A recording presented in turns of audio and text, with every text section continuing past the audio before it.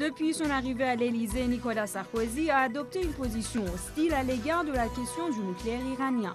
Aussi s'est-il exprimé encore une fois à l'occasion de la conférence annuelle des ambassadeurs à Paris à propos du nucléaire iranien, jugeant inacceptable pour la France l'hypothèse de la détention de ce qu'il a appelé l'arme nucléaire dans les mains des dirigeants de la République islamique d'Iran. Il y a quelques mois, il avait qualifié de dangereuse la question nucléaire iranienne et avancé le dilemme de la bombe iranienne ou du bombardement de l'Iran, tout comme son homologue américain qui avait évoqué les risques d'une troisième guerre mondiale si la communauté internationale n'empêchait pas Téhéran d'accéder à la technologie nucléaire. Le chef de la diplomatie française était allé encore plus loin en appelant la communauté mondiale à se préparer au pire, c'est-à-dire la possibilité de la guerre avec l'Iran. De telles prises de position ont servi de prétexte aux médias occidentaux pour déclencher une nouvelle guerre psychologique anti-iranienne. Il suggérait ainsi que le gouvernement français avait remplacé le gouvernement britannique dans la confrontation avec l'Iran. Pour plaire à ses maîtres américains, Nicolas Sarkozy avait prétendu que le programme nucléaire iranien constituait le plus grand défi du monde contemporain. Or, l'Agence internationale de l'énergie atomique, AIEA, a confirmé dans ses multiples rapports qu'une dérive n'avait été constatée dans les activités nucléaires iraniennes. Négligeant délibérément l'accord obtenu entre l'Iran et l'agence, le gouvernement français a contredit le patron de l'AIEA, Mohamed El-Baradei, et s'est dit favorable à l'accroissement des sanctions contre l'Iran.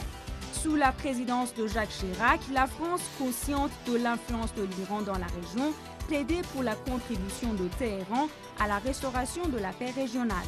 Mais le gouvernement Sarkozy a pris ses distances avec cette vision et à l'instar des Américains, il voit dans l'Iran un élément perturbateur de l'équilibre des équations moyen-orientales.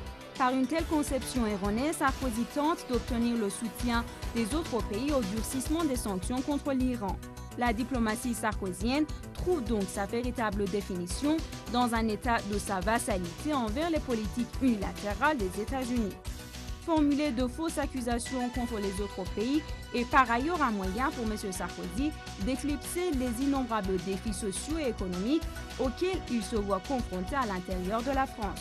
Le président français s'est posé donc en nouvel allié de gauche pour redorer le blason de Paris auprès de la Maison-Blanche après 4 ans et demi de brouille en raison de la guerre irakienne.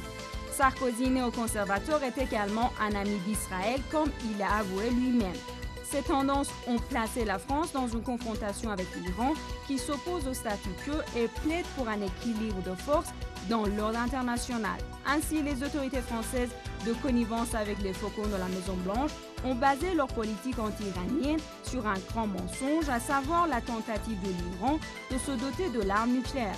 Contrairement à ses prédécesseurs qui privilégiaient la liberté d'action et d'indépendance de la France, M. Sarkozy se vante de diriger le front atlantiste en Europe. Alors que le durcissement des sanctions contre l'Iran ne fait pas l'unanimité parmi les 5+1, encore moins au sein de l'Union européenne.